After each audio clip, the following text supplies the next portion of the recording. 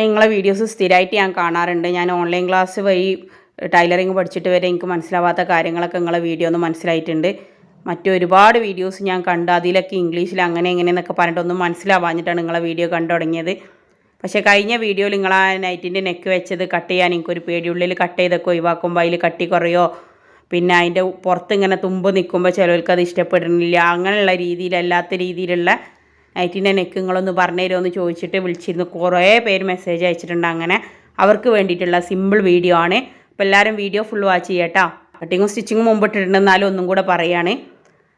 അത് നമ്മൾ കയ്യിൻ്റെ ആ ഭാഗത്തേക്ക് വരുന്ന ആ പീസാണ്. 2.5 വീതി എടുക്കാൻ പാടുള്ളൂ. അതുപോലെ തന്നെ അതിൻ്റെ ഇറക്കം ഒരു 5.5 എടുക്കുക. 5.5 എടുത്ത് 6 ആയിട്ട് കിട്ടും. അതുപോലെ ഒരു 3 ഇഞ്ച് മാത്രം ഇതിന് വീതി മതി. കൂടുതൽ വീതിയാവുമ്പോൾ അതൊരു വൃത്തി കിട്ടൂല. എന്നിട്ട് നിങ്ങൾക്ക് ഏത് രീതിയിലാണ് ഇഷ്ടമുള്ള ആ ഒരു രീതിയിൽ വരച്ചിട്ട് എടുക്കുക. വേണമെങ്കിൽ ഒരു പേപ്പറിൽ അങ്ങനെ കട്ട് ചെയ്തിട്ട് വെച്ചാൽ മതി. ഇവിടുന്ന് നൈറ്റി എടുക്കണമല്ലോ ചിലരൊക്കെ അങ്ങനെ ഒരു പേപ്പർ കട്ടിങ് പറയാറുണ്ട്. അങ്ങനെയുള്ളവർക്ക് ഞാൻ കൊടുക്കാറുണ്ട്. 2.5 കൂടുതൽ ഇതിൽ വീതി എടുക്കരുത്. നമ്മൾ അതിൽ തയ്യൽ തുമ്പൊക്കെ ഇട്ട് കുറച്ച് തയ്യൽ തുമ്പ് ഇട്ടിട്ട് അടിക്കുമ്പോഴാണ് അതൊരു ക്ലീനിങ് വൃത്തി കിട്ടുക. 2.5 അടിക്കുമ്പോൾ അത് 3 ആയിട്ട് കിട്ടും. ഇതാ ഇപ്പോൾ നമ്മുടെ നെക്ക് റെഡി ആയിട്ടുണ്ട്.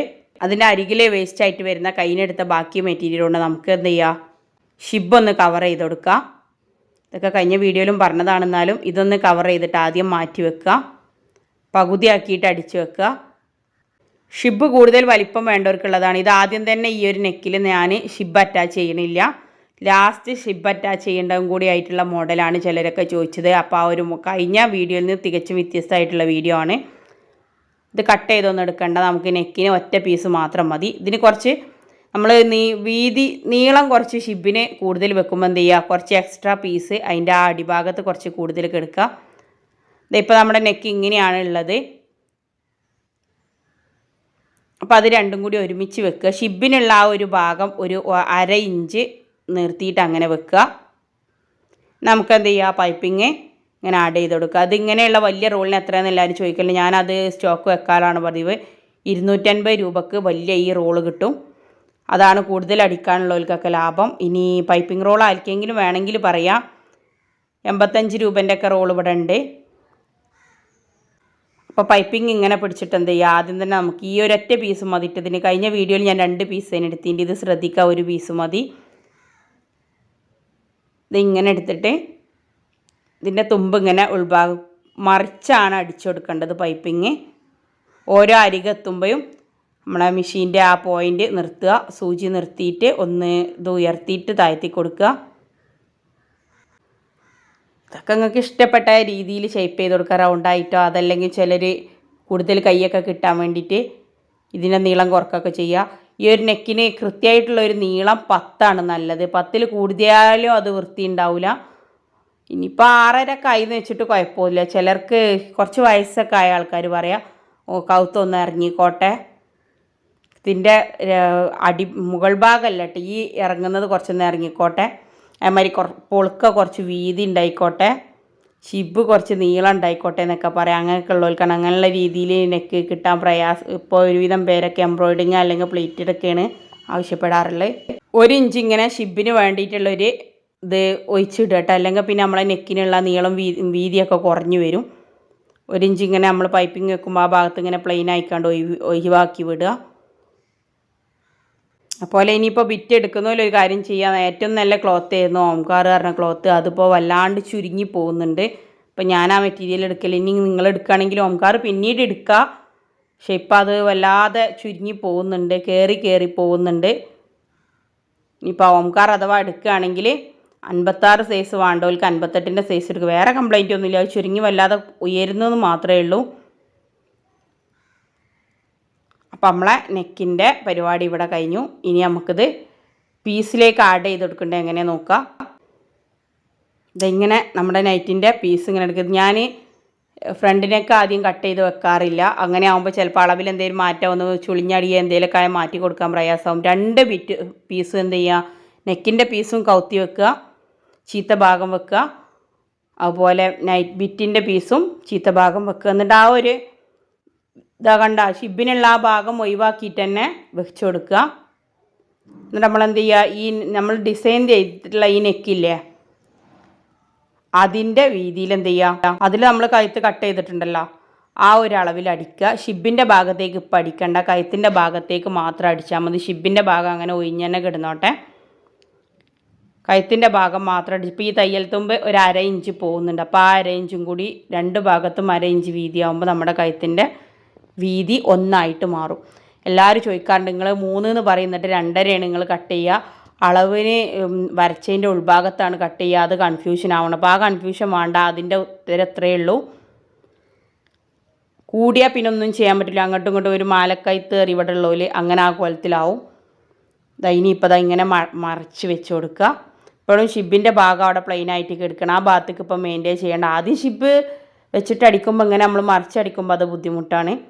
എന്നിട്ട് എന്ത് ചെയ്യുക, നമ്മൾ ആദ്യം കഴുത്ത് പതിച്ചടിക്കുക. അടിക്കുമ്പോൾ എപ്പോഴും കെട്ടിട്ടിട്ട് സ്റ്റാർട്ട് ചെയ്യുക, നിർത്തുമ്പോഴും കെട്ടിടുക. എന്നാൽ പിന്നെ ഒരു വലിക്കൊന്നും നൂല് പോകുന്നതെന്ന് വെച്ചിട്ടൊന്നും ഇല്ലെങ്കിൽ പെട്ടെന്ന് അടി പോരും. ഒക്കെയാണ് നമുക്ക് മൈനസ് മാർക്കായിട്ട് വരിക ബിസിനസ്സിൽ. ഒരു വലിയുണ്ട് വലിച്ചാൽ ഓളെ മാക്സിൻ്റെ കഥ കഴിഞ്ഞെന്ന് പറയാം അങ്ങനെ. അപ്പോൾ ഈ കെട്ടിട്ട് അടിക്കുമ്പോൾ ആ ഒരു പ്രശ്നം വരില്ല. നേരത്തെ പറഞ്ഞ പോലെ തന്നെ ഓരോ അരികെത്തുമ്പോഴും ഇങ്ങനെ സ്റ്റോപ്പ് ചെയ്തിട്ട് പോവുക. ഇതിൽ ഞാൻ നെക്കിൻ്റെ ഭാഗം മാത്രമേ ഈ ഒരു വീഡിയോയിൽ ഉൾപ്പെടുത്തിയിട്ടുള്ളൂ കേട്ടോ. കൂടുതൽ ഒരുപാട് ബാക്കി കാര്യങ്ങളൊക്കെ കഴിഞ്ഞ വീഡിയോസുകളിലൊക്കെ പറഞ്ഞാണ്. ഇനി ആവശ്യമുള്ളവർ ആ വീഡിയോസൊക്കെ ഒന്ന് കാണുക. ഇനി സ്റ്റിച്ചിങ്ങിനെ കുറിച്ച് മുമ്പുള്ള വീഡിയോസ് ഏതെങ്കിലുമൊക്കെ അറിയണമെന്നുണ്ടെങ്കിൽ ഡിസ്ക്രിപ്ഷൻ ബോക്സ് നോക്കിയാൽ മതി. അതിൽ ഞാൻ ഇടാറുണ്ട് ഇപ്പോൾ എല്ലാ വീഡിയോസും. ഇനി നമുക്ക് ഈ പൈപ്പിങ്ങിൻ്റെ ഈ അരിക് ഭാഗമൊക്കെ ഒന്ന് വെട്ടിക്കൊടുക്കണം. അത് ഞാൻ പറയാൻ വിട്ടിട്ടുണ്ട്.